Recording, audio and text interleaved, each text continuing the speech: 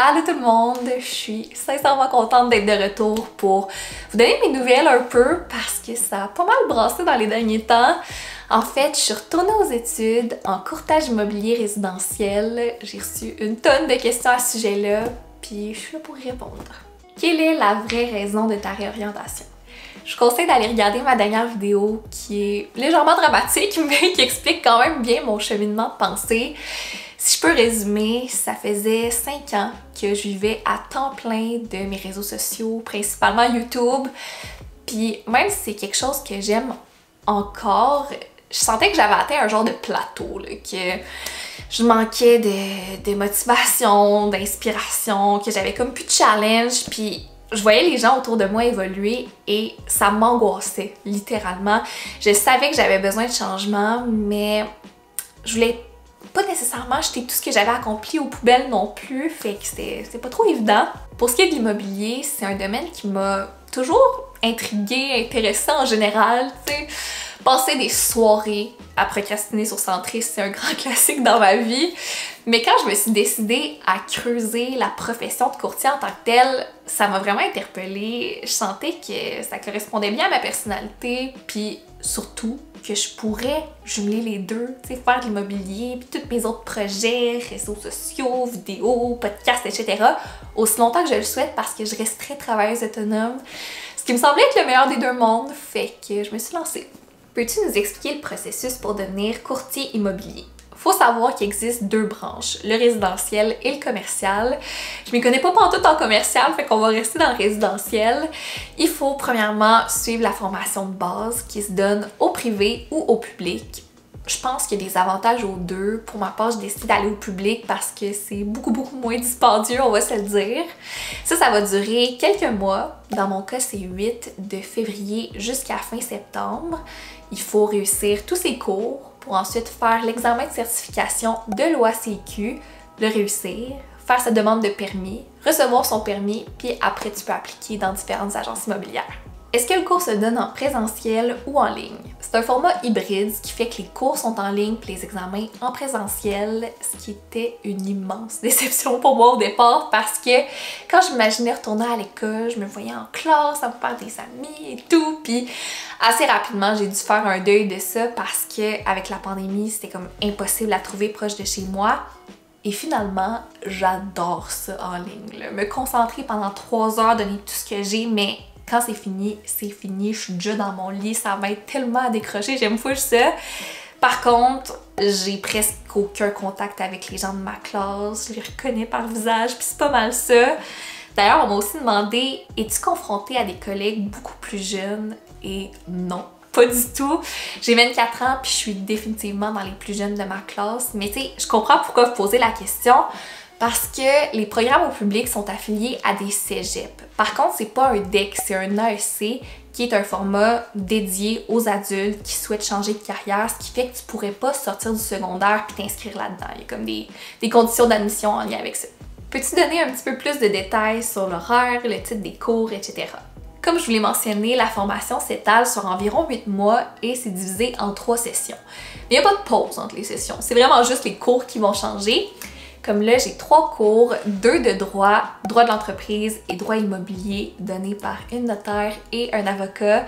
Fait que c'est beaucoup de notions importantes, beaucoup de par cœur, mais c'est super intéressant.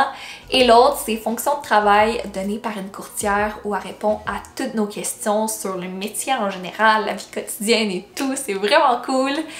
L'horaire varie pas mal par contre, mais je peux vous laisser un exemple de cette semaine. C'est environ 20 heures semaine de cours, mais on m'a dit que plus ça avance, plus c'est chargé, plus c'est difficile, fait que souhaitez-moi bonne chance. Tes trucs pour être disciplinée / constante dans tes études. Perso, c'est ma plus grosse difficulté. Je te file tellement parce que ça a été exactement mon cas pendant tout mon parcours académique jusqu'à aujourd'hui.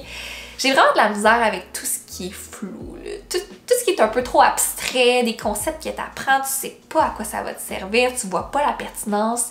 Puis il y a en masse de ça au secondaire, en sciences humaines aussi. Puis on s'entend, j'ai jamais eu des mauvaises notes, mais je t'ai jamais stimulée d'étudier. Puis là, c'est différent parce que c'est concret. J'étudie pas pour un 100% imaginaire, j'étudie parce que dans quelques mois, je pourrais être courtière, puis j'ai vraiment envie d'avoir toutes les compétences nécessaires pour faire ça, puis d'être confiante, d'exceller dans ce domaine-là, fait que c'est un peu comme ça que je le vois. Est-ce que le changement de routine t'a affecté? Qu'as-tu fait pour y remédier? Oh mon Dieu, oui, tellement!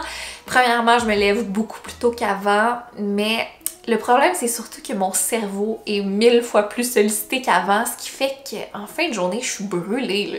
Je prends parfois un café, parfois une boisson énergisante. Les chocolats Awake aussi sont bien, mais je suis quand même ouverte à toutes vos autres suggestions parce que c'est difficile. Restez-vous à Montréal, ton copain et toi, ou vous envisagez le retour à Québec? Ça a toujours été clair pour nous qu'on finirait par retrouver notre famille puis acheter une maison à Québec. Et là, c'est décidé, ça va être à l'été 2023. D'ailleurs, quand j'envisageais l'immobilier, je me suis toujours vue à Québec. Je pense que c'est primordial de bien connaître son secteur, d'avoir certains contacts. C'est comme vraiment plus naturel pour moi. Mais c'est sûr qu'un gros move comme celui-là, ça amène beaucoup de stress, beaucoup d'insécurité. Premièrement, il va y avoir un gap de quelques mois entre la fin de mes études puis le déménagement et je sais pas ce que je vais faire. Idéalement, dans le meilleur des mondes, je trouverais un stage pour gagner un peu plus d'expérience, mais je sais même pas si c'est possible. Après, ça va être la recherche de propriété, qui est un gros processus. Je me croise les doigts pour qu'on trouve ce qu'on veut, qu'on ait les moyens d'avoir ce qu'on veut aussi.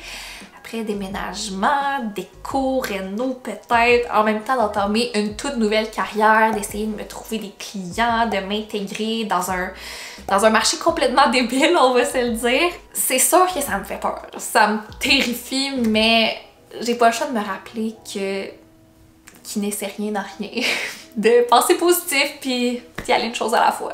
J'ai gardé la question qui tue pour la fin. Est-ce que YouTube te manque?